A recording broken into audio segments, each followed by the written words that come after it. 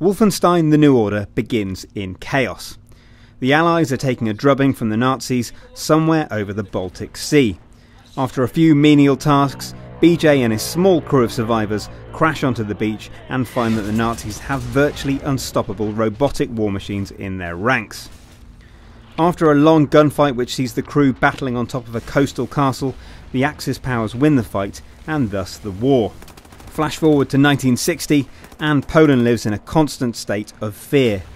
BJ awakens from a 14-year coma into a very different world, a world of Nazi control and robot dogs. On paper, the prospect of a serious, narrative-driven shooter starring BJ Blazkowicz is very funny. BJ was never a real character. In Wolfenstein 3D, he's just a face you use to gauge how dead or dying you are. Thankfully though, there's a sardonic wit about the New Order which saves it from being the excruciatingly po-faced video game it could have been. The speculative sci-fi setting allows MachineGames to have a lot of fun with the environments and plots, and there are cute nods to the enduring appeal of the Wolfenstein series everywhere, especially when an old Polish man excitingly summons you to kill everyone. Wolfenstein is a series about killing lots of Nazis. Whether robotic or otherwise, you know from the first moment that this is what's in store. But the New Order is not without its darker shades. There were two occasions during our playthrough which took in the first 3 missions of the game where BJ was called upon to make some very morally opaque decisions, one of which, put simply, was to decide which innocent man you should choose to have tortured. It's this unsettling mix of 80s action hero tropes and the occasionally pitch-back story sequence which makes the New Order's plot surprisingly interesting. This is still a Wolfenstein game though. It's primarily about killing, so the circumstances under which you will be killing are the most important. The game's environments offer several routes and strategies, and stealth is surprisingly well integrated. Sneaking was a viable option for most encounters during our hands-on, though the lack of alert meters may discourage some from bothering.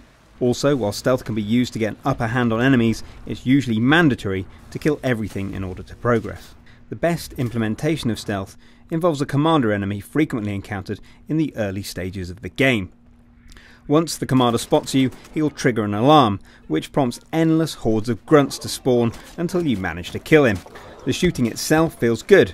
We used a trusty old assault rifle for most of our session, which, like every other weapon in the game, can be dual-wielded for maximum death.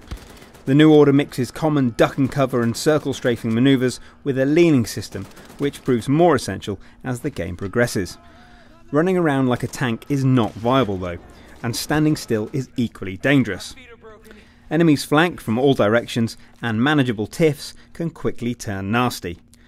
This, combined with the immediate use collectibles and the constant need to scavenge for health and ammo, makes the New Order a pleasingly old school and often challenging FPS. This is not a Call of Duty shooting gallery. But is all this enough? The New Order will release at the dawn of a console generation which prizes connectivity and social interaction more than ever, and it ships without a multiplayer mode. MachineGames boasts talent responsible for classic narrative-driven titles like The Chronicles of Riddick and The Darkness, but it has its work cut out for it if it wants to stand out in 2014, a year which will also see the release of Destiny. On the evidence of what we saw, it's a solid shooter with a strange 70s exploitation film aesthetic, a logical direction to take the Wolfenstein series. But whether the story manages to sustain its early promise is the factor that will determine the New Order's worth. The fact that a Wolfenstein game should rely so heavily on its narrative is the height of irony, because, after all, this is a game about shooting Nazis in the face.